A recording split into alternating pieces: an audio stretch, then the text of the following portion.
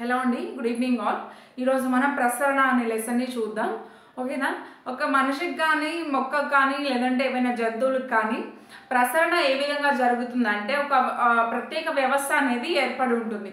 For example మనకి పోషకాలు కావచ్చు, లైక్ ఆహార పదార్థాలు కావచ్చు, లేదంటే వాయువులు కావచ్చు, ఘన పదార్థాలు కావచ్చు, ఏవైనవి ప్రసరణ జరగాలంటే ఒక పర్టికులర్ వ్యవస్థ అనేది బాడీ మొత్తం ప్రవహించాలి, జీవి దేహం మొత్తం ప్రవహించాలి అంటే ఒక పర్టికులర్ వ్యవస్థ, ఒక సిస్టమ్ అనేది ఏర్పడి ఉండాలి.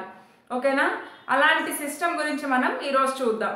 ఫర్ ఎగ్జాంపుల్ మనకి అమీబా, ఫస్ట్ మేము హార్ట్ని చూసుకుంటే కనుక మానవునిలో ప్రసరణ గురించి చెప్పుకునేటప్పుడు మనం హార్ట్ని చూస్తాం. ఓకేనా? కింద 2 ఛాంబర్స్ జఠరికలు, పైన 2 ఛాంబర్స్ కర్ణికలు. కర్ణికల కంటే జఠరికలు సైజులో పెద్దగా ఉండడం జరుగుతుంది. ఓకేనా? ఇందులోనే బృహద్దమని, పుపుసశిర, పుపుసధమని, అధమహాశిర, ఊర్ధ్వమహాశిర ఇవన్నీ ఉంటాయన్నమాట. ఓకేనా? ఫర్ ఎగ్జాంపుల్ మనం ఇప్పుడు చూసుకున్నట్లయితే ఏకకణ జీవులు లాంటి అమీబాలో ప్రసరణ ఏ విధంగా జరుగుతుందంటే అమీబా లాంటి ఏకకణ జీవుల్లో కావచ్చు, లేదంటే హైడ్రా లాంటి బహుకణ జీవుల్లో కావచ్చు ప్రసరణ ఏ విధంగా జరుగుతుందంటే వ్యాపనం లేదా ద్రవాభిసరణం ద్వారా జరగడం జరుగుతుంది. ఓకేనా? వ్యాపనం అంటే డిఫ్యూజన్ అంటాం, ద్రవాభిసరణం అంటే ఆస్మోసిస్ అంటాం కదా. వ్యాపనం లేదా ద్రవాభిసరణం ద్వారా రవాణా అంటే ప్రసరణ, వాటి బాడీకి కావాల్సిన అంటే అది చిన్న పరిమాణంలో ఉంటుంది. ఓకేనా? అమీబా అంటే ఇంత ఉంటుంది, హైడ్రా అంటే కొంచెం పెద్దగా ఉంటుంది, ఇట్లానే ఉంటాయి. అవి చాలా తక్కువ పరిమాణంలో ఉంటాయి కాబట్టి వ్యాపనం మరియు ద్రవాభిసరణం అనేది వాటి బాడీకి కావాల్సిన అంటే వాటి దేహానికి కావాల్సిన వాయువులు కావచ్చు, లేదంటే ద్రవాలని కావచ్చు సరఫరా చేయగలుగుతుంది. ఓకేనా? అదే మన దేహానికి కానీ లేదంటే మొక్కకు కానీ సరఫరా చేయాలంటే సుమారు 100 మీటర్లు సరఫరా చేయాల్సి వస్తుంది. ఓకేనా? 100 మీటర్లు సరఫరా చేయాల్సి వస్తే అవి వ్యాపనం ద్వారా కానీ ద్రవాభిసరణం ద్వారా కానీ సరఫరా చేయాలనుకుంటే చాలా ఎక్కువ టైం తీసుకుంటుంది అనమాట. ఓకేనా? అవి స్లోగా జరుగుతాయి. సో దట్ మనకి 100 మీటర్ల ద్వారా వ్యాపనం లేదా ద్రవాభిసరణం ద్వారా కానీ ప్రసరణ చేయాలని అనుకుంటే చాలా ఎక్కువ సమయం తీసుకుంటుంది. ఓకేనా? ఆ టైం వేస్టేజ్ అనేది తగ్గించడానికి స్పీడ్గా మన బాడీ మొత్తం అంటే దేహం మొత్తం ప్రసరణ జరగడానికి వీలుగా ఒక ప్రత్యేకమైన అనుకూలనాలు ఏర్పరచుకున్నాయన్నమాట. ఓకేనా? ఆ అనుకూలనమే ఏంటంటే ప్రసరణ వ్యవస్థ. ప్రసరణ వ్యవస్థ దీన్నే మనం ఇంగ్లీష్లో ఏమంటామంటే సర్క్యులేటరీ సిస్టమ్. సర్క్యులేటరీ సిస్టమ్ మెయిన్గా వచ్చేసి మనకి ఫర్ ఎగ్జాంపుల్ మానవులకి ప్రసరణ వ్యవస్థ ఏది లేదా సర్క్యులేటరీ సిస్టమ్ ఏది అంటే మనకి హార్ట్ నుంచి బ్లడ్ త్రూ పోషకాలు కావచ్చు, ఇంకేమైనా హార్మోన్స్ కావచ్చు, ఏమైనా కూడా హార్ట్ నుంచి బ్లడ్ ద్వారా బాడీ మొత్తం సప్లై, దేహం మొత్తం సప్లై అవుతూ ఉంటాయన్నమాట. ఓకేనా?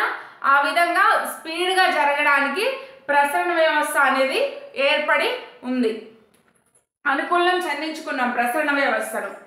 అదే మనం అమీబా లాంటి ఏకకణ జీవుల్లో కావచ్చు, హైడ్రా లాంటి బహుకణ జీవులు అయితే వ్యాపనం లేదా డిఫ్యూజన్ ద్వారా జరుగుతుంది.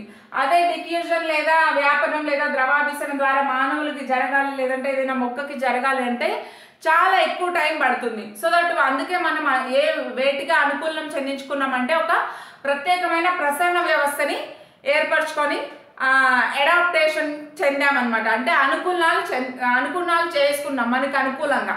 ఓకేనా? నెక్స్ట్ వచ్చేసి మనకి ఏదైనా అంటే సర్క్యులేటరీ సిస్టమ్ ఏ విధంగా పనిచేస్తుందంటే ఫర్ ఎగ్జాంపుల్ ఏదైనా డాక్టర్ దగ్గరికి ఒక పేషెంట్ వెళ్ళారనుకోండి, ఆయన ఇక్కడ నాడి దగ్గర ఇట్లా పట్టుకొని చూస్తాడు. ఈ నాడి దగ్గర ఏం తెలుస్తుంది అంటే మనకి నాడీ స్పందనలు తెలుస్తుంది. ఇలా పట్టుకొని చూస్తే ఒక నిమిషానికి ఎన్ని నాడీ స్పందనలు జరుగుతున్నాయి ఏంటి అనేది మనకు తెలుస్తుంది. ఇలా పట్టుకొని చూస్తే సైలెంట్గా ఉండి అబ్జర్వ్ చేస్తే మనకి ఇక్కడ నాడీ స్పందనలు అనేవి తెలుస్తుంది. ఓకేనా? ఆ నాడీ స్పందనలు బట్టి పేషెంట్ యొక్క అంటే నిమిషానికి ఎన్ని నాడీ స్పందనలు జరుగుతున్నాయి ఏంటి అనేది తెలుసుకోవచ్చు. ఓకేనా? దాన్ని బట్టి తన ఆరోగ్య స్థితిని అంటే ఎలా ఉన్నాడు, ఏదైనా టెన్షన్లో ఉన్నాడా, భయంలో ఉన్నాడా, స్లోగా ఉందా, స్పీడ్గా ఉందా, అవన్నీ మనకి ఇక్కడ నాడీని పట్టుకొని చూడడం ద్వారా మనకి తెలుస్తుంది అనమాట నాడీ స్పందనలు. ఓకేనా?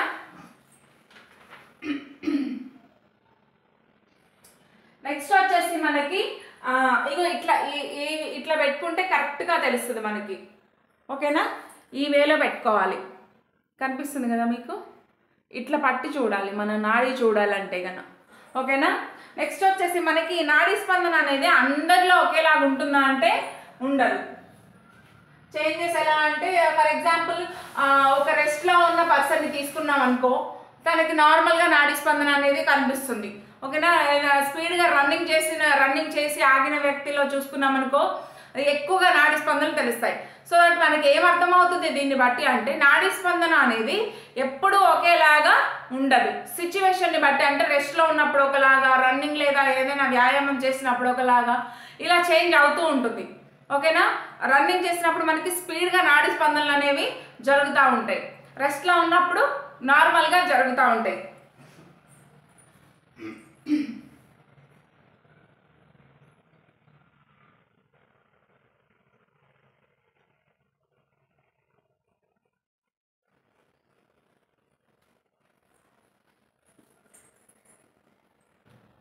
మనకి నాడీ స్పందనలు ఏ విధంగా ఉంటాయి, ఎవరెవరిలో ఏ విధంగా ఉంటాయి అనేది చూద్దాం.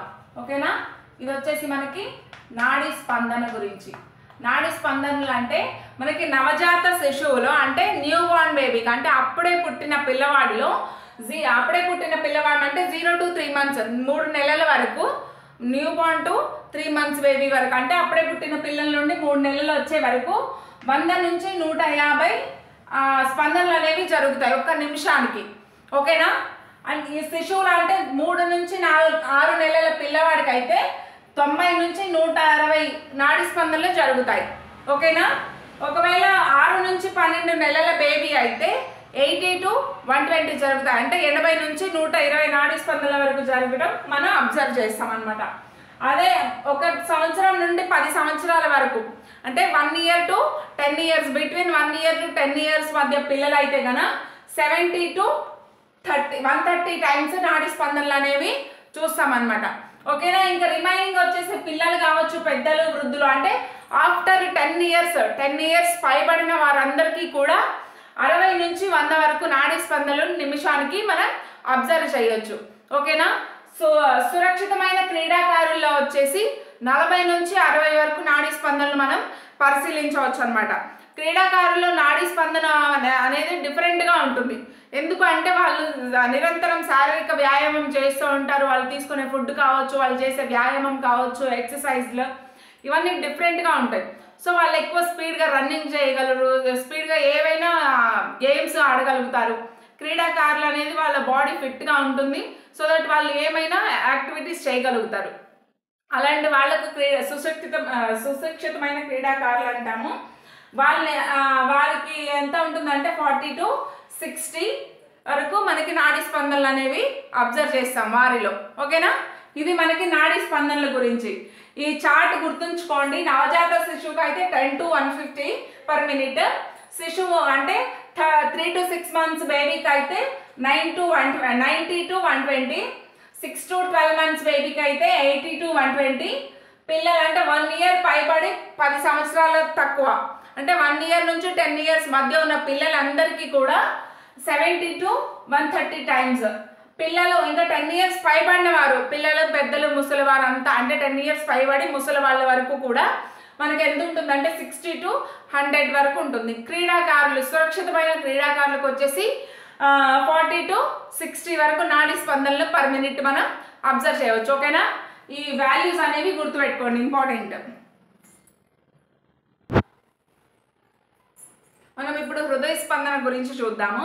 హృదయ స్పందన అంటే నిమిషానికి గుండె ఎన్నిసార్లు కొట్టుకుంటుందో దాన్నే మనం హృదయ స్పందన రేటు అని అంటాము. యావరేజ్ వచ్చేసి మనకి 72 టైమ్స్ కొట్టుకుంటుంది అనమాట ఒక నిమిషానికి హృదయం అనేది. ఓకేనా, చిన్నపిల్లల్లో అయితే అది ఎక్కువగా ఉంటుంది, అది వేరే విషయం. ఆన్ యావరేజ్ అయితే 72 టైమ్స్. చిన్నపిల్లల్లో ఇంకా వేగంగా ఉంటుంది అనమాట, అంటే ఈ 72 టైమ్స్ చిన్నపిల్లలకి వర్తించదు, వాళ్ళలో ఎక్కువ స్పీడ్గా జరుగుతుంది, అంటే హృదయ స్పందనలు ఎక్కువగా జరుగుతాయి, అంటే గుండె చాలా వేగంగా కొట్టుకుంటూ ఉంటుంది ఇలాగ నిరంతరం. ఓకేనా, దీన్ని హృదయ స్పందన అంటాం మనం. ఈ హృదయ స్పందన కనుక్కోవడానికి దేని ద్వారా హృదయ స్పందనను కనుక్కోవచ్చు అంటే స్టెథోస్కోప్ ద్వారా.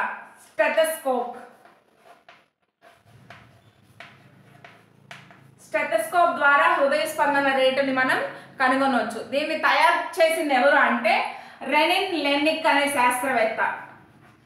రెనిన్ లెన్నిక్ అనే శాస్త్రవేత్త 1816లో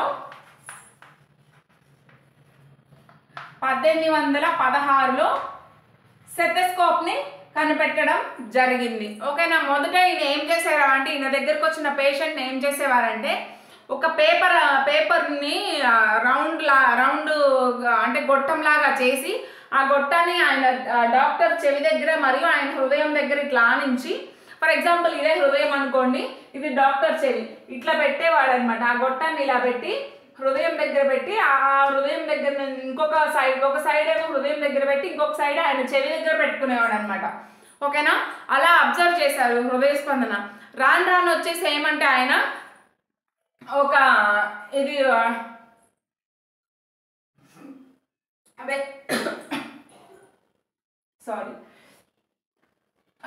ఫస్ట్ కాగితం గొట్టాన్ని ఉపయోగించి రోగి యొక్క హృదయ స్పందన కనుగొనడానికి ట్రై చేశారు. నెక్స్ట్ వచ్చేసి వెదురు గొట్టాన్ని ఉపయోగించారనమాట ఈయన. ఓకేనా. వెదురు గొట్టాన్ని ఉపయోగించి హృదయ స్పందన కనుగొనడం ప్రారంభించారు. ఓకేనా. అప్పుడు దానికి స్టెథోస్కోప్ అని పేరు పెట్టడం జరిగింది. రెనిన్ లెన్నిక్ 1816లో స్టెథోస్కోప్ని కనుగొన్నారు. ఇది ఇంపార్టెంట్. స్టెథోస్కోప్ని కనుగొన్నది ఎవరంటే René Laennec in the year of 1816. ఓకేనా. ఇది గుర్తుంచుకోండి, వెరీ వెరీ ఇంపార్టెంట్. దీని ద్వారా తెలిసింది ఏంటంటే యావరేజ్గా ఒక మనిషికి 72 సార్లు గుండె కొట్టుకుంటుంది, 72 సార్లు హృదయ స్పందన జరుగుతుంది. చిన్నపిల్లలు అయితే ఇంకా ఎక్కువ ఉంటుంది, కానీ యావరేజ్గా ఒక అడల్ట్ హ్యూమన్ బీయింగ్లో వచ్చేసి 72 times per minute heart beat అనేది జరుగుతుంది. ఓకేనా. నెక్స్ట్ వచ్చేసి మనం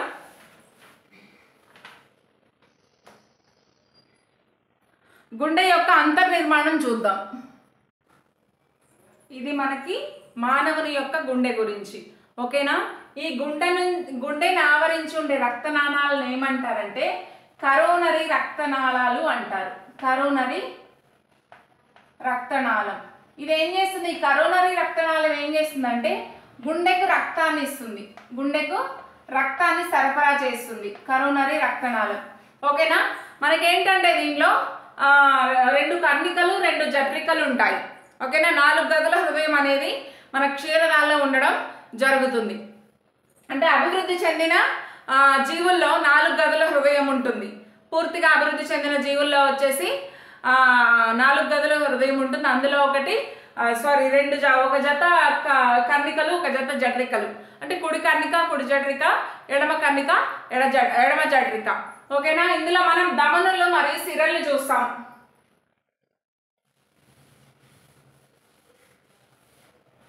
ఫస్ట్ ధమనుల గురించి చూద్దాం. ధమనులు, ఈ ధమనులు వచ్చేసి మనకి ఏంటంటే మందంగా ఉంటాయి. ఓకేనా. ధమనులు అనేవి మందంగా ఉంటాయి. ఎవరితో పోలిస్తే? సిరలతో పోలిస్తే ధమనులు మందంగా ఉంటాయి. ఇవేం చేస్తాయంటే వీటి వర్క్ ఏంటంటే గుండె నుంచి శరీర భాగాలన్నింటికి రక్తాన్ని సరఫరా చేస్తాయి. ఓకేనా. గుండె నుంచి శరీర భాగాలన్నింటికి రక్తాన్ని సరఫరా చేసేవి ఏమంటే ధమనులు. సో ఇవి చాలా స్ట్రాంగ్గా ఉంటాయి అన్నమాట ధమనులు వచ్చేసి మనకి. ఓకేనా. ఈ ధమనులో అతిపెద్ద ధమని ఏదంటే బృహద్దమని. ఓకేనా. ధమనిలో అతిపెద్ద ధమని బృహద్దమని అంటాం. అతి చిన్న ధమని వచ్చేసి మనకి పుపుస ధమని.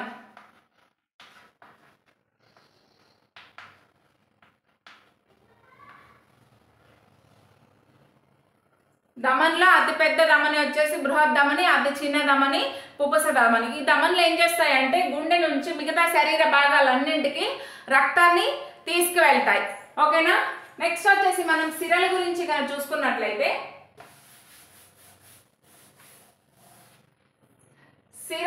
సిరలు అంటే మనకి ధమనులతో పోలిస్తే కంపేర్ చేస్తే చాలా సన్నగా అనిపిస్తాయి. అంటే ఎట్లా చెప్పాలంటే పలుచగా ఉంటాయి. ఓకేనా. అంత ధమనులు అంతా స్ట్రాంగ్గా ఉండవు అనమాట. ఇది వీన్స్ అంటాం కదా, వీటినే వీన్స్. తక్కువ దృఢత్వం కలిగి ఉంటాయి. అవి అధిక దృఢత్వం కలిగి ఉంటేవి తక్కువ దృఢత్వాన్ని కలిగి ఉంటాయి. ఏంటంటే సిరలు, వీటినే మనం ఇంగ్లీష్లో వీన్స్ అని కూడా అంటాం కదా. ఇవి శరీర భాగాల నుంచి రక్తాన్ని హృదయానికి తీసుకుపోతాయి. హృదయం నుంచి రక్తాన్ని తీసుకొచ్చేదేమో ధమనులు శరీర భాగాలకి. ఓకేనా. శరీర భాగాల్లో కలెక్ట్ అయిన ఆమ్లజని రహిత రక్తం వచ్చేసి, అంటే మనం చెడు బ్లడ్ అని అంటాం కదా, కార్బన్ డైఆక్సైడ్ ఉన్న బ్లడ్ అంటాం కదా, అంటే కలెక్ట్ చేసి మొత్తం దాన్ని హృదయానికి తీసుకెళ్లే వచ్చేసి సిరలు. ఓకేనా. ఇవి మిగతా శరీర భాగాల నుంచి రక్తాన్ని గుండెకి తీసుకెళ్తాయి. గుండె నుంచి రక్తాన్ని శరీర భాగాలకు తీసుకొచ్చేవి ధమనులు అయితే, శరీర భాగాల నుంచి గుండెకి తీసుకెళ్లేవి సిరలు అన్నమాట. ఓకేనా. ఇందులో సిరల్లో వచ్చేసి మనకి డీఆక్సిజనేటెడ్ బ్లడ్ అనేది ఉండడం జరుగుతుంది. ఆమ్లజని రహిత రక్తం అనేది ఉంటుంది. మనకి ధమనిలో వచ్చేసి ఆక్సిజనేటెడ్ బ్లడ్ లేదా ఆమ్లజని సహిత రక్తం అనేది ఉంటుంది. ఓకేనా. ఇది మనకి సిరల గురించి. సిరల్లో అతిపెద్ద సిర ఏదైనా ఉంది అంటే ఊర్ధ్వ బృహత్ సిర అన్నమాట. పెద్ద సిర ఊర్ధ్వ బృహత్ సిర.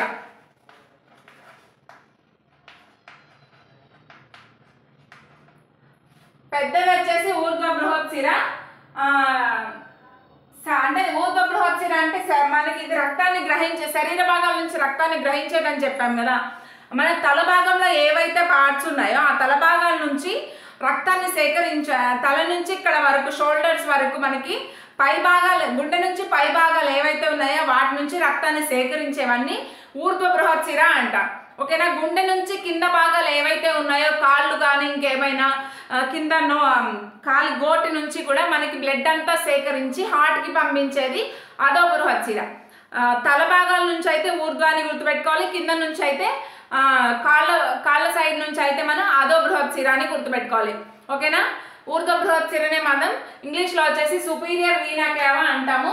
కింద నుంచి కాళ్ళ నుంచి తీసుకెళ్లేదానేమో ఇన్ఫీరియర్ వీనా కేవా అనే పేరుతో పిలుస్తాం. ఓకేనా.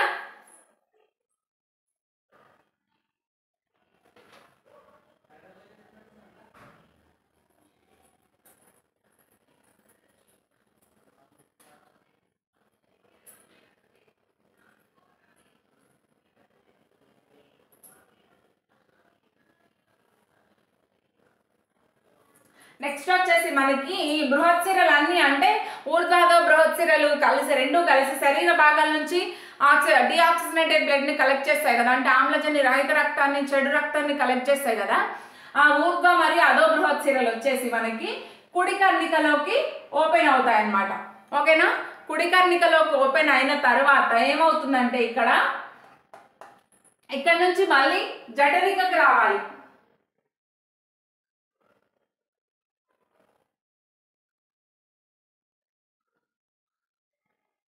ఇక్కడ ఏంటంటే పుపుస రంధ్రాలు ఇవి.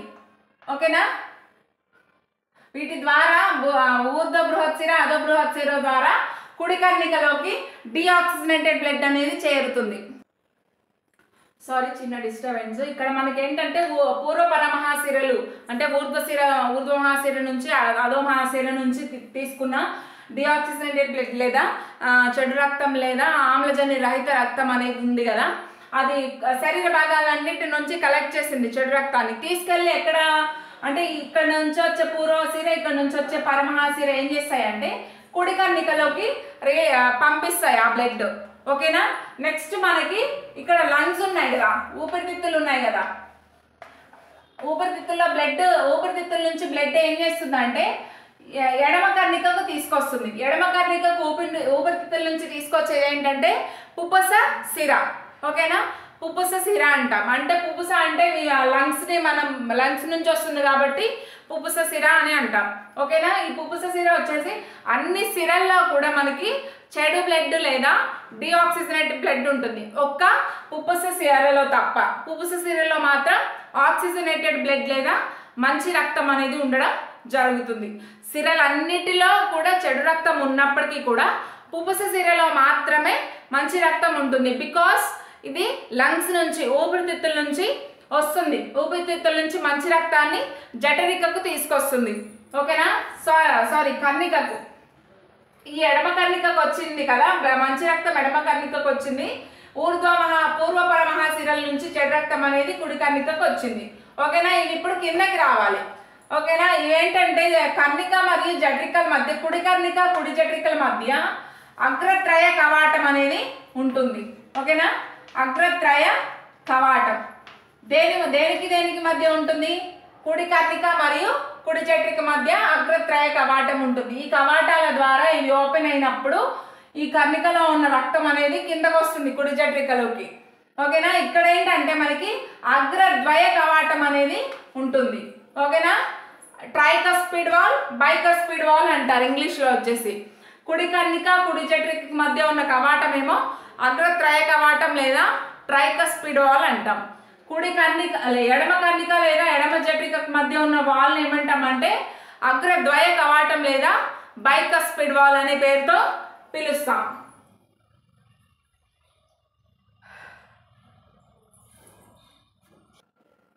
నెక్స్ట్ మనకి ఇక్కడికి వచ్చింది కదా,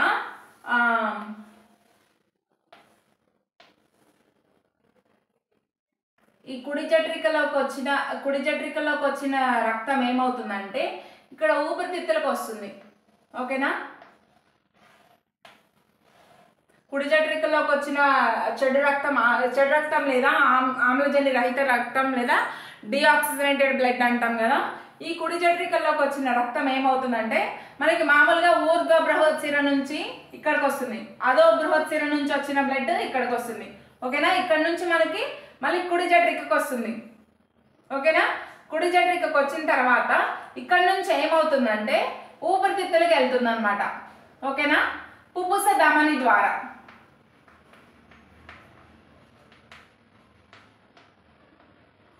మనకి ధమనుల అన్నిట్లో కూడా ఆమ్లజని సహిత రక్తం లేదా ఆక్సిజనేటెడ్ బ్లడ్ లేదా మంచి రక్తం అనేది ఉంటుందని చెప్పాం కదా. కానీ ఒక్క పుపుస ధమనిలో మాత్రమే మనకి చెడు రక్తం ఉంటుంది.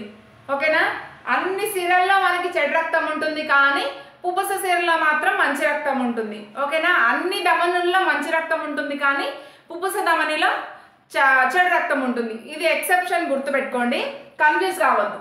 ఓకేనా, ఇక్కడ మనకి ఇప్పుడు కుడి జఠరిక నుంచి ఊపిరితిత్తులకు వచ్చింది కదా, ఆ డిఆక్సిజనేటెడ్ బ్లడ్ లేదా చెడు రక్తం అనేది ఊపిరితిత్తులకు వచ్చింది. ఈ ఊపిరితిత్తులకు వచ్చిన రక్తం ఏంటంటే ఇక్కడ శుద్ధి చేయబడి ఆక్సిజనేటెడ్ బ్లడ్ అయ్యి ఇది ఎక్కడికి వెళ్తుంది? మళ్ళీ ఎడమ కర్ణికకు వెళ్తుంది. ఆక్సిజనేటెడ్ బ్లడ్ అనేది ఎడమ కర్ణికకు వెళ్తుంది. దేని ద్వారా అంటే పుపుస సిర ద్వారా. ఓకేనా, పుపుస సిర, ఇది సిర కదా, దీనిలో డిఆక్సిజనేటెడ్ బ్లడ్ ఉంటుంది అంటే ఆమ్లజని రహిత రక్తం ఉంటుందంటే కాదు. ఓకేనా, ఇది మాత్రం గుర్తుపెట్టుకోండి. పుపుస ధమని అన్ని ధమనుల్లో మంచి రక్తం ఉన్నప్పటికీ పుపుస ధమనిలో చెడు రక్తం ఉంటుంది. ఎక్సెప్షన్ కేసులు ఇవన్నీ. ఓకేనా, ఎక్సెప్షన్ గుర్తుపెట్టుకోవాలి కంపల్సరీ. మనకి ఇట్లాంటి దగ్గరే బిట్టు పడే ఛాన్సెస్ ఉంటుంది. అందరికీ తెలిసిన విషయాలు మనల్ని బిట్టు అడగరు.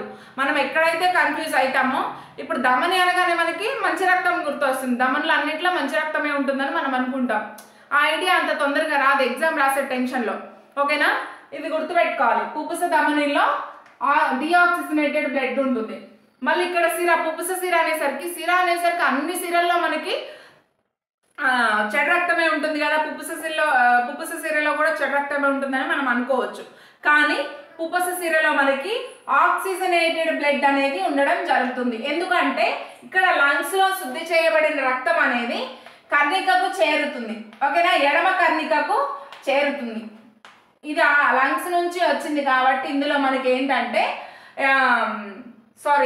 మంచి రక్తం ఉంటుంది. మంచి రక్తం మీన్స్ ఆక్సిజనేటెడ్ బ్లడ్ అనేది ఇందులో ఉండడం జరుగుతుంది. ఓకేనా, ఇప్పుడు చెడు రక్తం ఇక్కడ నుంచి ఇక్కడికి రావాలి, మంచి రక్తం ఇక్కడ నుంచి ఇక్కడికి రావాలి. ఎలా వస్తుంది అంటే వీటి మధ్య కవాటాలు అనేవి ఉంటాయి. ఓకేనా, కవాటాలు కుడి కర్ణిక జఠరికల మధ్య ఉండే కవాటాలు ఏమంటామంటే కర్ణిక జఠరికాంతర విభాజకాలు అంటాం. ఓకేనా, ఎడమ కర్ణిక ఎడమ జఠరిక మధ్య ఉండే విభాజకాలు ఏమంటారంటే ఎడమ కర్ణిక జఠరికాంతర విభాజకాలు. కుడి కర్ణిక కుడి జఠరిక మధ్య ఉండే విభాజకాలు కుడి కర్ణిక జఠరికాంతర విభాజకాలు అంటాం. ఇక్కడ ఉండేది ఏంటంటే అగ్రత్రయ కవాటం లేదా ట్రైకస్పిడ్ వాల్ అంటాం. ఓకేనా, ఎడమ కర్ణిక ఎడమ జఠరిక మధ్య ఏముంటుందంటే కుడి కర్ణిక కుడి జఠరికకు మధ్య ట్రైకస్పిడ్ వాల్, ఎడమ కర్ణిక ఎడమ జఠరికకు మధ్య బైకస్పిడ్ వాల్స్ అనేవి ఉండడం జరుగుతుంది. ఓకేనా? ఈ విధంగా మనకి ధమనులు, సిరలు, కవాటాల గురించి మనకి కంప్లీట్ అయిపోయింది. ఎందులో బ్లడ్ మంచి రక్తం ఉంటుంది, ఎందులో చెడు రక్తం ఉంటుందని చూసుకున్నాం. ఇప్పుడు ఇందులోకి వచ్చిన ఆక్సిజనేటెడ్ బ్లడ్ ఏమవుతుందంటే ధమనీ చాపం ద్వారా బాడీ మొత్తం ప్రవహిస్తుంది. మిగతా శరీర భాగాలన్నింటికి కూడా ఇక్కడ మనకి ఎడమ జఠరిక నుంచి శరీర భాగాలన్నింటికి కూడా ఆక్సిజనేటెడ్ బ్లడ్ అనేది సప్లై అవ్వడం జరుగుతుంది. ఓకేనా? ఈ విధంగా మనకి అన్ని పార్ట్స్, హార్ట్లో ఉన్న అన్ని పార్ట్స్ గురించి క్లియర్గా చూసాం. నెక్స్ట్ వచ్చేసి మనకి రక్తనాళాలు మరియు రక్త ప్రసరణ గురించి చూసుకున్నట్లయితే 16వ శతాబ్దం వరకు మనకి రక్తనాళాలు ఎలా ప్రవర్తిస్తాయి అంటే ఎలా యాక్షన్ చేస్తాయి వాటి గురించి మనకి తెలియదు. అంటే వాటి ఎలా వర్క్ చేస్తాయి అనేది మనకి తెలియదు అనమాట. వాటి పని గురించి మనకి తెలియదు. 1574లో గైరిలోమా ఫ్యాబ్రిసి అనే శాస్త్రవేత్త కాలిలోని సిరల మీద ప్రయోగం చేస్తూ ఉండగా, గైరిలోమా ఫ్యాబ్రిసి మనకి సైంటిస్ట్ నేమ్లు వస్తున్నాయండి, ఇందులో గుర్తుపెట్టుకోండి.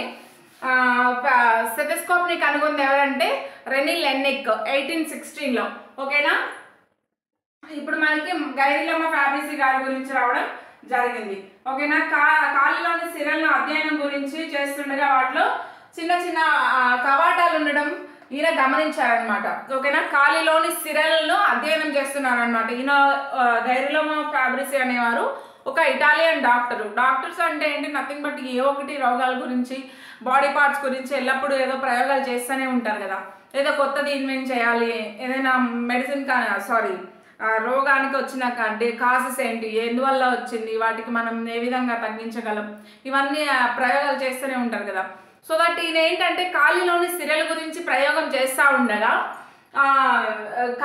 సిరల్లో ఏవో కవాటాలు ఉన్నాయని ఈయన గమనించాడు. ఆ కవాటాల ద్వారానే రక్తం అనేది ఏకదిశలో మాత్రమే ప్రయాణిస్తుంది. అంటే ఏకదిశలో ఇట్లా వెళ్తుంది అంటే పైకి వెళ్తున్నప్పుడు మళ్ళీ కిందకి రానియకుండా ఏదో అడ్డుపడుతుంది, దాన్నే కవాటం అని ఈయన అన్నారు. ఓకేనా? రక్తం ఏకదిశలోనే ప్రవహిస్తుంది సిరల నుంచి అనేసి ఈయన అబ్జర్వ్ చేశారనమాట. ఓకేనా? ఆ తర్వాత ఈయన దీని గురించి అంతా వదిలేశారు. సిరల ద్వారా ఓన్లీ రక్తం గుండె వైపు మాత్రమే వెళ్తుంది, అంటే ఏకదిశలో మాత్రమే ప్రవహిస్తుందని ఈయన కనుగొనడం జరిగింది. తర్వాత ఏంటంటే ఈయన శిష్యుడైన విలియం హార్వే గారు వచ్చేసి మనకి గైరిలోమా ఫ్యాబ్రిసి యొక్క శిష్యుడు అనమాట. ఈయన ఏం చేశారంటే 18వ శతాబ్దం కాదు, 15 నుంచి 16వ శతాబ్దం మధ్యలో ఇటలీ వచ్చారనమాట. ఫ్యాబ్రిసి వద్దకు అంటే గైరిలోమా ఫ్యాబ్రి వద్దకు అధ్యయనం కోసం ఇటలీ నుంచి ఈయన రావడం జరిగింది. ఇటలీకి వచ్చారు ఈయన. ఓకేనా? ఎవరంటే విలియం హార్వే. ఈయన గైరిలోమా ఫ్యాబ్రి యొక్క శిష్యుడు అనమాట. ఈ హార్వే గారు ఏంటంటే చనిపోయిన వ్యక్తుల యొక్క గుండె తీసుకొని ప్రయోగాలు చేయడం స్టార్ట్ చేశారు. ఓకేనా? ఈయన గురువైన గైరిలోమా ఫ్యాబ్రిసి గారి సిరల ప్రయోగాన్ని మళ్ళీ దాని గురించి ఆలోచించి ప్రయోగాలు చేయడం స్టార్ట్ చేశారు. ఓకేనా? ఒక జంతువు యొక్క సిరలు ఏం చేశారంటే మధ్యలో ముడివేశారనమాట. సిరని ముడివేశారు. ఆ ముడివేసిన చోట ఏమవుతుందంటే కింద భాగంలో ఉబ్బిపోతుంది. కింద భాగంలో సిర అనేది ఉబ్బిపోవడం జరుగుతుంది. ఎందుకంటే కింద నుంచి బ్లడ్ అనేది వెళ్తుంది కానీ పైకి వెళ్ళట్లేదు. ఇక్కడ ముడేసింది కాబట్టి పైకి వెళ్ళట్లేదు. ఇది ఎక్కడ జరుగుతుంది? మనకి సిరల్లో జరుగుతుంది. సిరల్లో ఇలా జరగడం జరుగుతుంది, అంటే కింద భాగంలో ఉబ్బిపోతుంది. ఓకేనా? ఈ సిరలు తీసుకొని ముడి వేసినప్పుడు ఇలా జరుగుతుంది. అదే మనం ఇప్పుడు దమనులు తీసుకొని ఆయన ముడివేయడం జరిగింది. దమనులు తీసుకొని ముడివేశారు, కానీ ఇక్కడ ఏంటంటే పై భాగంలో ఉబ్బిపోయింది అనమాట. పై భాగంలో ఉబ్బిపోయింది. ఇది ఎక్కడ జరిగిందంటే దమనుల్లో ఇది జరిగింది. ఎందుకు అంటే సిరలు ఎల్లప్పుడూ మనకి కింది భాగం నుంచి లేదంటే సిరలు ఎప్పటికీ తీసుకెళ్లేవే, బ్లడ్ తీసుకెళ్లేవి కాబట్టి పైకి వెళ్ళనీయట్లేదు కాబట్టి అక్కడ ఆగిపోయింది. ఇప్పుడు మనం పైకి ఇక్కడ నుంచి పైకి ఇట్లా వెళ్తుంది, ఇక్కడ పట్టుకున్నాము, ఇక్కడ పైకి పోదు, పైన ఏమి యాక్షన్ చూపించదు ఎందుకంటే పైన ఖాళీగా ఉంది అంతా, కింద నుంచి బ్లడ్ ఎక్కువైపోతుంది కాబట్టి ఇది ఉబ్బిపోతుంది అనమాట. ఓకేనా, కింద నుంచి బ్లడ్ వెళ్తుంది కానీ ఇక్కడ పోవడానికి లేదు, ముడి వేసి ఉంది కాబట్టి ఇది ఉబ్బిపోతుంది, అంటే సైజు పెరిగిపోతుంది. ఓకేనా, ఇట్లా సైజు పెరిగిపోతుంది అనమాట. అదేవిధంగా మనం ధమనుల్లో కానీ చూస్తే ధమనులు ఏంటంటే తీసుకొచ్చేవి, అంటే గుండె నుంచి రక్తాన్ని తీసుకొచ్చేవి అన్ని భాగాలకి, పైనుంచి తీసుకొచ్చేవి. సో దట్ మనకి ఏంటంటే ఇక్కడ ఉబ్బిపోతాయి. ధమనులు ముడి వేసినప్పుడు పై భాగంలో ఉబ్బడం అబ్జర్వ్ చేశారు. సిరలు గురించి ప్రయోగం చేస్తున్నప్పుడు ముడి వేసినప్పుడు కింది భాగంలో ఉబ్బడం అబ్జర్వ్ చేశారు. ఎందుకంటే సిరలు ఎప్పుడూ తీసుకెళ్లేవి కాబట్టి కింద భాగంలో ఉబ్బినాయి. ధమనులు ఎప్పుడు తీసుకొచ్చేవి, హార్ట్ నుంచి తీసుకొచ్చేవి కాబట్టి బ్లడ్ పై భాగంలో అట్లనే ఉంది, పైనుంచి తీసుకొస్తున్నాయి. ఓకేనా, హార్ట్ నుంచి తీసుకొస్తున్నాయి కాబట్టి తీసుకొచ్చేవి కాబట్టి ఇక్కడే ఆగింది బ్లడ్, ఇక్కడ ముడివేయడం వల్ల ఇక్కడికి రాలేదు. ఓకేనా, దీనికి కింద నుంచి ఏమి వెళ్ళేది ఉండదు, పైనుంచి వచ్చేది మాత్రమే ఉంటుంది. సిరలు చూస్తే మనకి కింద నుంచి వెళ్తుంది, పైనుంచి ఏమి రాదు కాబట్టి పైన నార్మల్ స్థితిలో ఉంది, కింద మాత్రం ఉబ్బిపోయింది. ఓకేనా, ధమనులో చూస్తే కిందకు వస్తుంది, దీనిలో చూస్తే పైకి వెళ్తుంది. దీన్ని బట్టి అబ్జర్వ్ చేసింది ఏంటంటే సిరలు ఎల్లప్పుడూ రక్తాన్ని తీసుకెళ్తాయి గుండెకి. ఓకేనా, మనకి ధమనులు వచ్చేసి ఎల్లప్పుడూ రక్తాన్ని శరీర భాగాలకు తీసుకొస్తాయి గుండె నుంచి. సో దట్ అందుకే ఇది పై భాగంలో ఉబ్బింది, ఇది కింద భాగంలో ఉబ్బడం జరిగింది. ఇది విలియం హార్వే గారు అబ్జర్వ్ చేశారనమాట. తన గురువైన గైరిలమ్మ ఫ్యాబ్రిసి యొక్క ప్రయోగాల ఆధారంగా ఆయన జంతువు యొక్క ఏదైనా యానిమల్ కానీ లేదంటే ఏదైనా కప్పని కానీ తీసుకొని సిరలు ధమనులు ముడివేసినప్పుడు ఇది అబ్జర్వ్ చేయడం జరిగింది. దీన్ని బట్టి వచ్చిన కంక్లూజన్ ఏంటంటే సిరలు ఓన్లీ రక్తాన్ని తీసుకెళ్లేవి మాత్రమే సిరలు, ధమనులు ఓన్లీ రక్తాన్ని పంపు చేసేవి, అంటే తీసుకొచ్చేవి ధమనులు. ఓకేనా, ఇది ఆయన ప్రయోగం ద్వారా నిరూపించడం జరిగింది. ఇప్పుడు మనం ద్వివలయ రక్త ప్రసరణ వ్యవస్థ చూద్దాం. ద్వివలయ రక్త ప్రసరణ వ్యవస్థ అంటే పుప్పుస వ్యవస్థ ప్లస్ పుప్పుస వలయం మరియు దైహిక వలయం, ఈ రెండింటిని పుప్పుస వలయం మరియు దైహిక వలయం ఈ రెండింటిని కలిపి ఏమంటామంటే ద్వివలయ రక్త ప్రసరణ వ్యవస్థ అంటాం. ఇప్పుడు పుప్పుస వలయం ఎలా జరుగుతుందంటే ఇది మనకి హార్ట్ కదా. ఓకేనా, హార్ట్ అనుకుంటే ఇది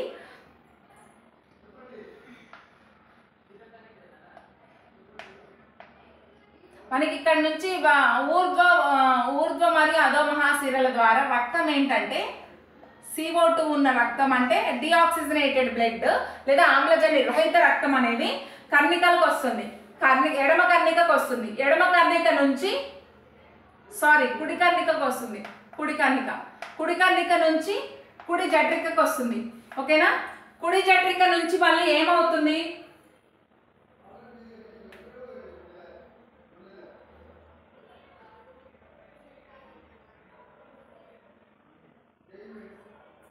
కుడి జఠరిక నుంచి ఊపిరితిత్తులకు పుప్పుస ధమని ద్వారా ఊపిరితిత్తులకు వెళ్తుంది. లంగ్స్, వీటి డయాగ్రామ్ వేయడానికి ప్లేస్ లేదు మనకి. ఊపిరితిత్తులకు వెళ్తుంది ఎక్కడి నుంచి, కుడి జఠరిక నుంచి. దేని ద్వారా, పుప్పుస ధమని ద్వారా.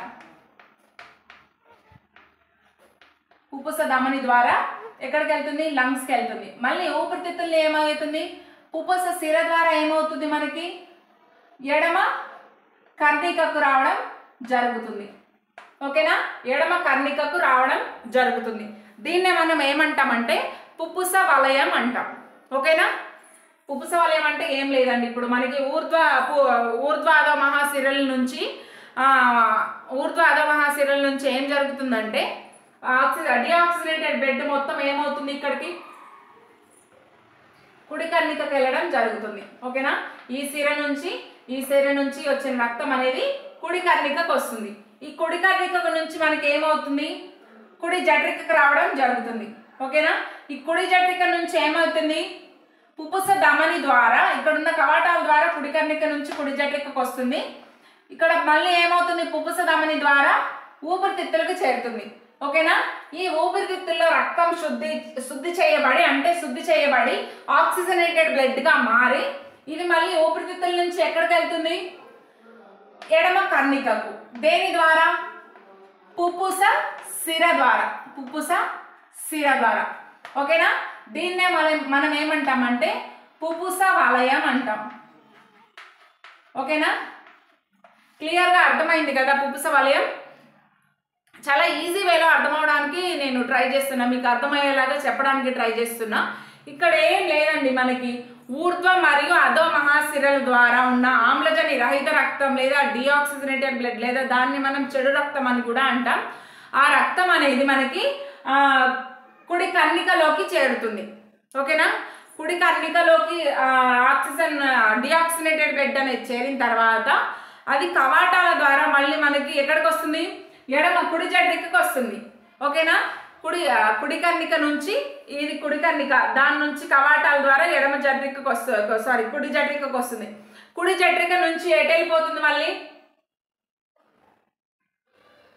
ఊపిరితిత్తులకు వెళ్ళిపోతుంది. ఊపిరితిత్తుల కంటే పుప్పుస ధమని ద్వారా. ఓకేనా? పుప్పుస ధమని ద్వారా పుప్పుస ధమని ద్వారా ఎక్కడికి వెళ్తుంది? ఊపిరితిత్తులకు వెళ్తుంది. ఊపిరితిత్తుల్లో ఏమవుతుంది? అది ఆక్సిజనేటెడ్ బ్లడ్గా మారిపోతుంది. అంటే అక్కడ శుద్ధి చేయబడి ఆ రక్తం అనేది మళ్ళీ ఎక్కడికి వస్తుంది? పుప్పుస సిర ద్వారా ఎడమ కర్ణికకు వస్తుంది. ఓకేనా? ఎడమ కర్ణికకు పుప్పుస సిర ద్వారా వస్తుంది. దీన్నే మనం ఏమంటామంటే పుప్పుస వలయం అంటాం. ఓకేనా? ఇది అయిపోయింది కదా మనకి. ఇప్పుడు మనం దైహిక వలయం చూద్దాం. దైహిక వలయం చూద్దాం మనం ఇప్పుడు. దైహిక వలయం అంటే ఇది మన హార్ట్ అనుకుందాం. ఓకేనా? ఈ హార్ట్ నుంచి మళ్ళీ మనకి యాజ్ ఇట్ ఈస్గా ఈ అధో మహాశిరలు, ఊర్ధ్వ మహాశిరలు, బృహత్ సిరలు ఇవన్నీ ఉంటాయి ఇక్కడ. ఓకేనా? ఇదంతా వదిలేస్తే మనకి ఇప్పుడు ఇదేంటి? కుడి కర్ణిక, ఇది కుడి జఠరిక, ఎడమ కర్ణిక, ఎడమ జఠరిక. ఇప్పుడు మనకి ఏమైంది? పుప్పుస సిర ద్వారా ఎడమ కర్ణికకు అనేది ఆక్సిజనేటెడ్ బ్లడ్ రావడం జరిగింది. ఓకేనా? ఈ ఆక్సిజనేటెడ్ బ్లడ్ ఎడమ కర్ణిక నుంచి ఎడమ జఠరికకు వచ్చింది. ఎడమ జఠరిక నుంచి ధమనుల ద్వారా శరీర భాగాలన్నింటికి ప్రవహిస్తుంది. ఓకేనా? ఈ ధమనుల ద్వారా శరీర భాగాలన్నింటికి, పైన తలకి, కింద కాళ్ళకి, వీటన్నింటికి, మన బాడీ పార్ట్స్ అన్నిటికీ ధమనులు మంచి రక్తాన్ని చేరవేస్తాయి. ఓకేనా? ఈ మంచి రక్తం ఎడమ కర్ణికకు వచ్చిన మంచి రక్తం అనేది పుప్పుస సిర ద్వారా ఎడమ కర్ణికకు వచ్చింది కదా, ఆ మంచి రక్తం అనేది మనకి కిందకి ఎడమ జఠరికకు వస్తుంది. ఆ ఎడమ జఠరిక నుంచి ధమనుల ద్వారా శరీర భాగాలన్నింటికి ప్రవహిస్తుంది. ఓకేనా? మళ్ళీ శరీర భాగాలన్నింటికి ప్రవహించిన తర్వాత సిరలు అనేవి డిఆక్సినేటెడ్ బ్లడ్ని కలెక్ట్ చేసి మళ్ళీ గుండెకి తీసుకెళ్ళడం, మళ్ళీ ఊపిరితిత్తులు తీసుకెళ్ళడం, ఇవన్నీ సైకిల్ జరుగుతూనే ఉంటుంది. ఓకేనా? ఇది మనకి దైహిక వలయం అన్నమాట. దేహ భాగాలకి తీసుకెళ్తుంది కాబట్టి దీన్ని ధమనులు అనేవి ఎడమ జఠరిక నుంచి దేహ భాగాలన్నింటికి తీసుకెళ్తుంది. సో దీన్ని మనం దైహిక వలయం అంటాం. ఓకేనా? ఇది పుప్పుస వలయం ప్లస్ దైహిక వలయం ఈజ్ ఈక్వల్ టు ద్వివలయ రక్త ప్రసరణ వ్యవస్థ. దీన్నే మనం ద్వివలయ రక్త ప్రసరణ వ్యవస్థ అని అంటాం. ఎందుకు ద్వివలయ రక్త ప్రసరణ వ్యవస్థ అంటామంటే ఈ ప్రసరణ మనకి గుండెకి 2 సార్లు రావడం జరుగుతుంది. ఓకేనా? ఇక్కడ ఒకసారి కుడి జఠరిక నుంచి పుప్పుస ధమని ద్వారా లంగ్స్కి వెళ్ళిపోతుంది. లంగ్స్ నుంచి మళ్ళీ ఎడమ కర్ణికకు వస్తుంది.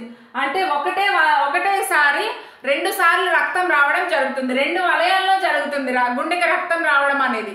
ఓకేనా? అందుకే దీన్ని ద్వివలయ రక్త ప్రసరణ వ్యవస్థ లేదా డబుల్ సర్క్యులేషన్ అంటాం. ఈ డబుల్ సర్క్యులేషన్ ఏంటి అంటే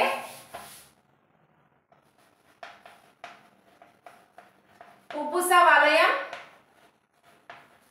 ప్లస్ దైహిక వలయం. పుప్పుస వలయం ప్లస్ దైహిక వలయం is equal to double circulation. అంటే ఈ డబుల్ సర్క్యులేషన్లో గుండెకు రక్తం అనేది 2 సార్లు రావడం జరుగుతుంది. ఎందుకు డబుల్ సర్క్యులేషన్ అన్నాం అంటే ఈ గుండెకు రక్తం అనేది 2 సార్లు వస్తుంది. ఓకేనా? అందుకనే దీన్ని మనం డబుల్ సర్క్యులేషన్ అంటాం. సిరల ద్వారా ఒకసారి వస్తుంది, ధమనుల ద్వారా ఒకసారి వస్తుంది. సో దానికోసమే దీన్ని దైహిక వలయం ఒకసారి, పుప్పుస వలయం ఒకసారి జరుగుతుంది. కాబట్టి రెండింటిని కలిపి మనం డబుల్ సర్క్యులేటరీ సిస్టమ్ లేదా డబుల్ సర్క్యులేషన్ అని అంటాం, లేదా ద్వివలయ రక్త ప్రసరణ వ్యవస్థ అని కూడా అంటాం అన్నమాట. ఓకేనా. రక్తమే ఆ రోజుల్లో ఏమని భావించే వాళ్ళంటే, రక్తము మనకి గుండెకి రక్తం చేరిన తర్వాత మళ్ళీ తర్వాత కొత్త బ్లడ్ ప్రొడ్యూస్ అవుతుంది, దాని తర్వాత మళ్ళీ అది శరీర భాగాలకు పంపించిన తర్వాత కొత్త బ్లడ్ ప్రొడ్యూస్ అవుతుంది, అలా కొత్త బ్లడ్ ఉత్పత్తి అవుతూనే ఉంటుందని కొంతమంది పడేవాళ్ళు. కానీ ఆ అభిప్రాయం తప్పు అని విలియం హార్వే గారు నిరూపించారనమాట. ఒక మనిషి బ్లడ్ ఎంత ఉంటుందంటే అతని బరువుకి 3 రెట్లు ఎక్కువగా ఉంటుంది. ఓకేనా. ఒక గంటలో ఆ మనిషిలో ప్రసరించే బ్లడ్ ఎంత ఉంటుందంటే ఆ పర్సన్ వెయిట్కి 3 రెట్లు ఎక్కువగా ఉంటుంది. ఒక గంటలో మానవునిలో ప్రవహించే రక్తం అంటే ఒక 60 kgs వెయిట్ ఉన్నాడు అనుకుందాం, 60 kgs వెయిట్ ఉన్నాడు అనుకుందాం మనిషి. ఓకేనా. ఆ 60కి 3 రెట్లు ఎక్కువ అంటే ఎంత వస్తుంది? 180 kgs ఆఫ్ బ్లడ్ అనేది అంత తక్కువ సమయంలో ఒక గంటలో అంత బ్లడ్ అనేది ప్రొడ్యూస్ అవ్వదు కదా.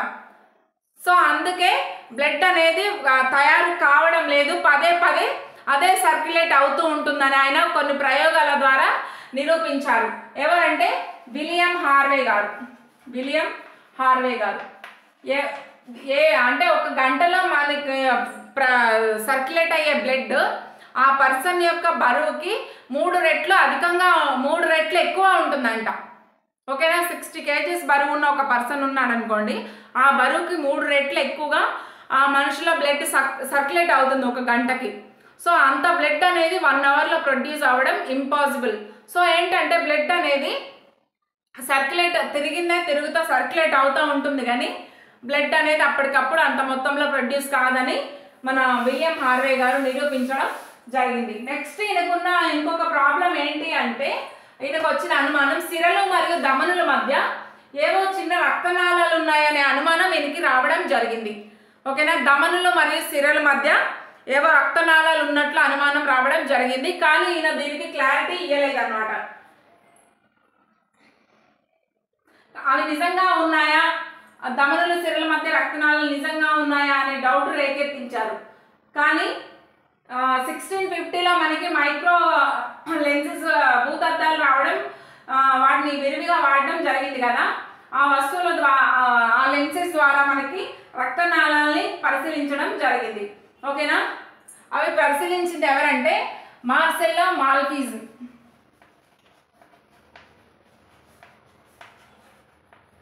సైంటిస్ట్ నేమ్లో వస్తే గుర్తుంచుకోండి అన్నాను కదా.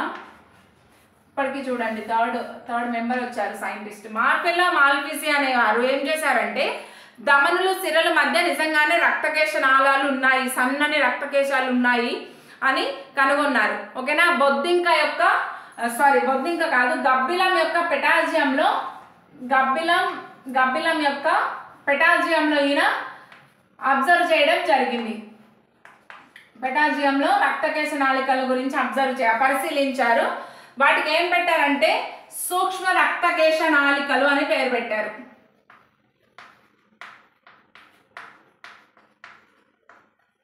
సూక్ష్మ రక్తకేశ నాళికలు, లేదా వీటిని ఇంగ్లీష్లో మనం ఏమంటామంటే క్యాపిల్లరీస్ అంటాం. క్యాపిల్లరీస్ ధమనులు మరియు సిరలు కలుపుతూ క్యాపిల్లరీస్ అనేవి ఉన్నాయి, సూక్ష్మ రక్తకేశ నాళికలు అనేవి ఉన్నాయని ఈయన నిరూపించారనమాట. గబ్బిలం యొక్క పలుచని పొర అయిన పెటాజియంలో ప్రయోగం చేసి. ఓకేనా. అతి సన్నని చిన్నవైన రక్తనాళాలను చూడగలిగారు. వాటిని మనం క్యాపిల్లరీస్ లేదా సూక్ష్మకేశ నాళికలు అంటాం. లాటిన్ భాషలో క్యాపిల్లరీస్ అంటే లాటిన్ భాషలో కేశం అని అర్థం. లాటిన్ లాంగ్వేజ్లో కేశం అని అర్థం. కేశం అంటే ఏంటంటే ఏం లేదు, జస్ట్ లైక్ హెయిర్ అన్నమాట. అంటే మన హెయిర్ అంతా సన్నగా అంత సన్నగా వెరీ థిన్గా ఉంటాయని అర్థం. ఓకే. అంత సన్నటి అనేవి మనకి ధమనులు మరియు సిరలు కలిపే సూక్ష్మకేశ నాళికలు అనేవి ఉండడం జరుగుతుంది. ఓకేనా. వీటిని ఇంగ్లీష్లో క్యాపిల్లరీస్ అంటాం. క్యాపిల్లరీస్ అనేది లాటిన్ వర్డ్లో క్యాపిల్లరీ అంటే లాటిన్ భాషలో క్యాపిల్లరీ అంటే కేశం అని అర్థం. ఓకేనా.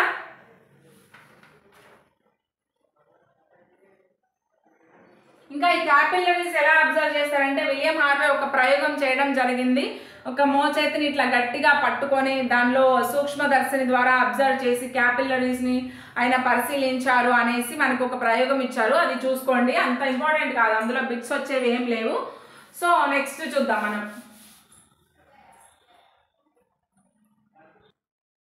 ధమనులు సిరలు. ధమనులు సిరలు గురించి మనం ఆల్రెడీ చెప్పుకున్నాం కదా.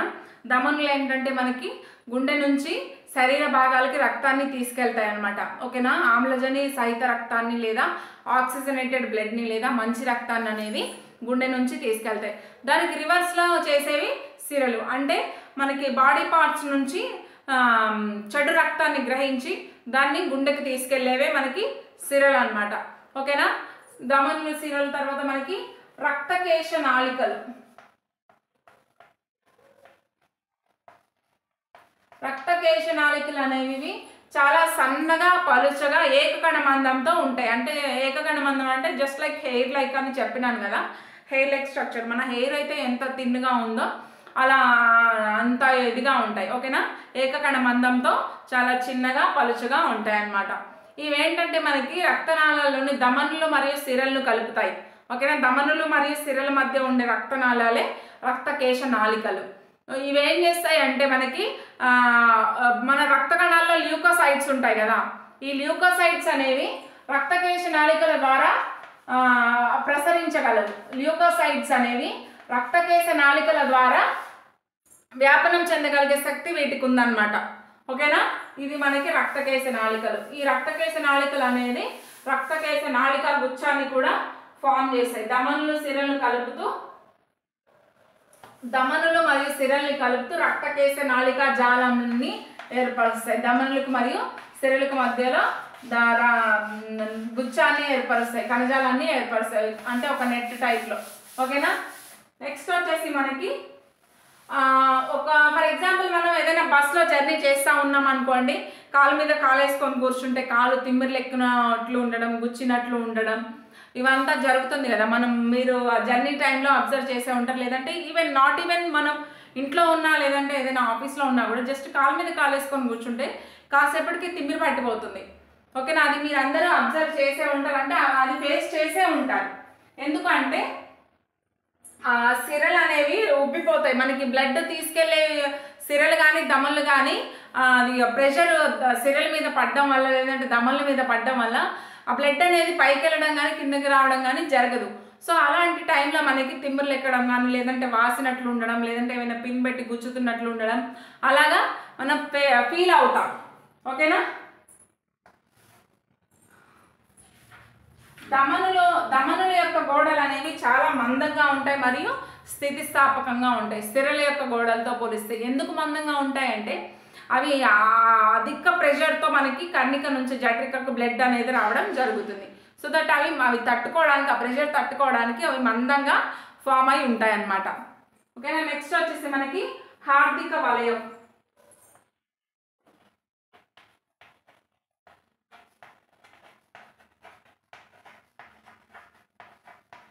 దీన్నే మనం ఇంగ్లీష్లో కార్డియాక్ సైకిల్ అంటాం.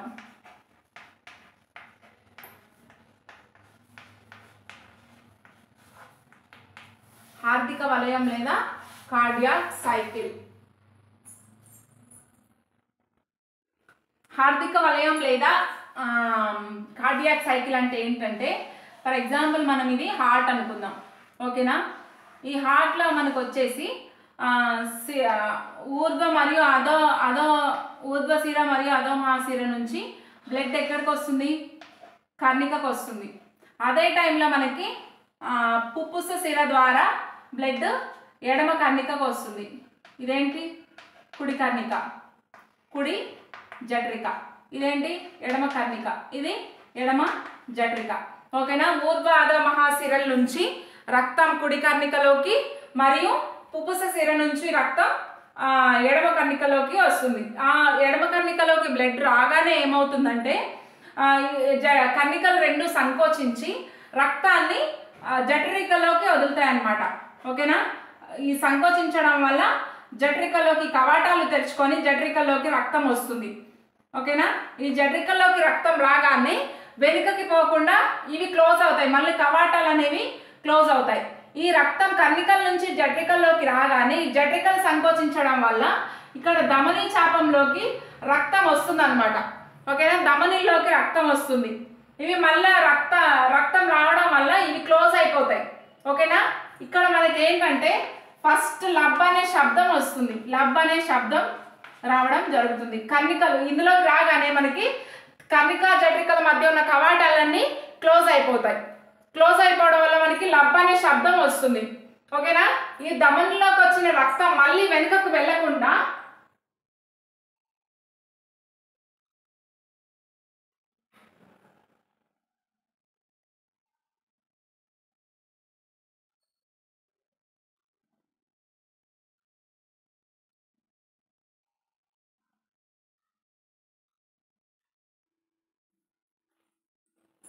ఇక జఠరికల్లోకి రాగానే కుడి కర్ణిక ఎడమ కర్ణిక నుంచి కుడి జఠరిక ఎడమ జఠరికల్లోకి రక్తం రాగానే ఏమవుతుందంటే ఈ కవాటాలు కర్ణిక కవాటాలు క్లోజ్ అవుతాయి.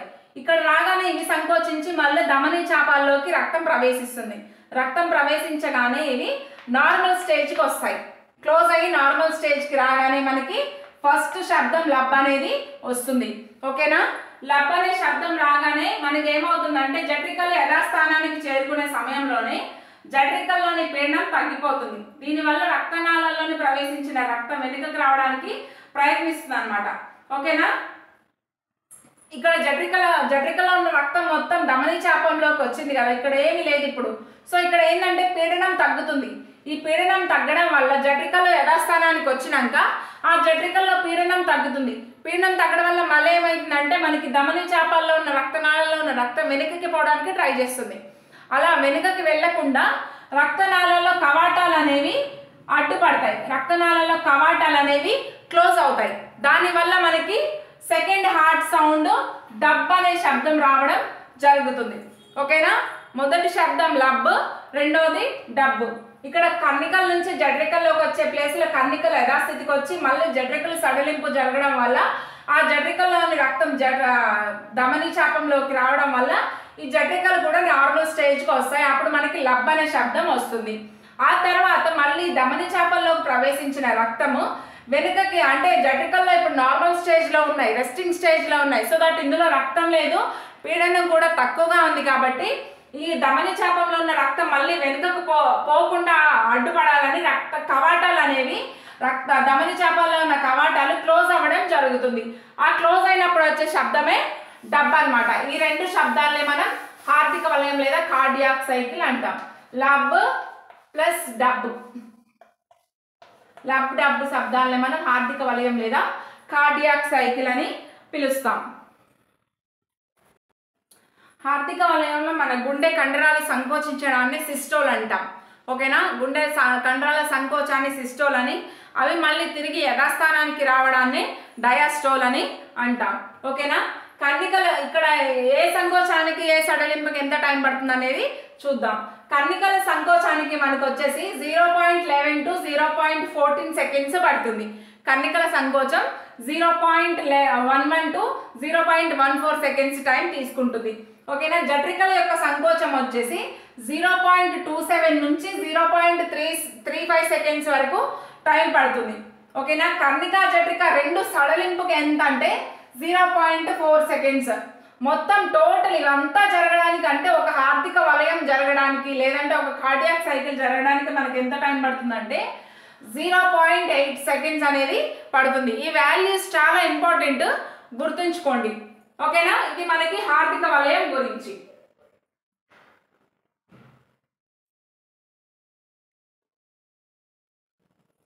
మనకి ఇక్కడ కొన్ని యానిమల్స్ ఇచ్చారు. శరీర బరువు ఎంత ఉంది, వాటి యొక్క హార్ట్ యొక్క బరువు ఎంత ఉంది, దానికి హృదయ స్పందన రేట్ ఎంత ఉంది అనేది చూద్దాం. ఓకేనా, నీలి తిమింగలం దాని వెయిట్ వచ్చేసి 1,50,000 అంటే 1,50,000 కేజీల బరువు అనేది ఉంటుంది. నీలి తిమింగలం దాన్ని బ్లూ వేల్ అని కూడా అంటాం. దాని యొక్క గుండె బరువు ఎంత అంటే 750 కేజీలు ఉంటుంది. హార్ట్ ఓన్లీ దాని గుండె యొక్క బరువు, బ్లూ వేల్ యొక్క గుండె బరువు 750 కేజీలు ఉంటుంది అనమాట. ఓకేనా, దాని యొక్క హార్ట్ రేట్ పర్ మినిట్ వచ్చేసి 7 టైమ్స్, ఓన్లీ 7 టైమ్స్ మాత్రమే దాని హార్ట్ అనేది కొట్టుకుంటుంది. ఓకేనా. ఏనుగు వచ్చేసి 3000 కేజీల బరువు ఉంటుంది శరీర బరువు. దాని యొక్క గుండె బరువు ఏంటంటే 12 నుంచి 21 కేజీల బరువు ఉంటుంది దాని గుండె బరువు. 46 సార్లు గుండె కొట్టుకుంటుంది, నిమిషానికి 46 సార్లు గుండె కొట్టుకుంటుంది అనమాట. ఓకేనా. మానవుడు వచ్చేసి 60 నుంచి 70 కేజీలు ఉంటుంది యావరేజ్ శరీర బరువు. దాని మానవుని యొక్క గుండె బరువు వచ్చేసి 300 గ్రాములు. ఓకేనా. నిమిషానికి ఎన్నిసార్లు కొట్టుకుంటుందంటే 72 సార్లు కొట్టుకుంటుంది. ఓకేనా. నెక్స్ట్ వచ్చేసి కోయల్ టిట్ అనేది పక్షి. దీని యొక్క శరీర బరువు ఏంటంటే 800 గ్రాములు, అంటే చాలా చిన్నగా ఉంటుంది కోయల్ టిట్ పక్షి. దాని యొక్క గుండె బరువు 0.15 గ్రామ్స్, కేజీస్ కాదు గ్రామ్స్, 8 కేజీస్ కాదు 8 గ్రామ్స్. ఓకేనా, గుర్తుంచుకోండి. 0.15 గ్రామ్స్ దాని వెయిట్. దాని హృదయ స్పందన రేట్ వచ్చేసి 1200. దీన్ని బట్టి మనకి ఏమర్థమైందంటే శరీర బరువు ఎక్కువగా ఉంటే హృదయ స్పందన, అంటే శరీర బరువు కావచ్చు, హృదయం యొక్క బరువు కావచ్చు ఎక్కువ ఉంటే హృదయ స్పందన రేట్ అనేది తక్కువగా ఉంటుంది. శరీర బరువు లేదా హృదయం బరువు తక్కువగా ఉంటే హృదయ స్పందన రేటు ఎక్కువగా ఉంటుంది. దీనికి చూడండి 0.15 గ్రామ్సే ఉంది, కానీ నిమిషానికి 1200 సార్లు హార్ట్ బీట్ జరుగుతుంది, 1200 సార్లు హార్ట్ కొట్టుకుంటుంది. ఓకేనా. ఈ వాల్యూస్ గుర్తుంచుకోండి, చాలా ఇంపార్టెంట్ అన్నమాట.